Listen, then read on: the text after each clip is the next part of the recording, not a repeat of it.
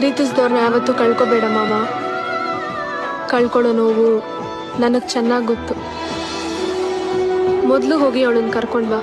ನಿನ್ ಪ್ರೀತಿ ಯಾವತ್ತೂ ಸಾಯ್ಬಾರ್ದು. ಅವಳು ಎಲ್ಲಿದ್ರು ಸುಖವಾಗಿರ್ಬೇಕು ಅನ್ನೋದು ತಾನೇ ನಿಜವಾದ ಪ್ರೀತಿ.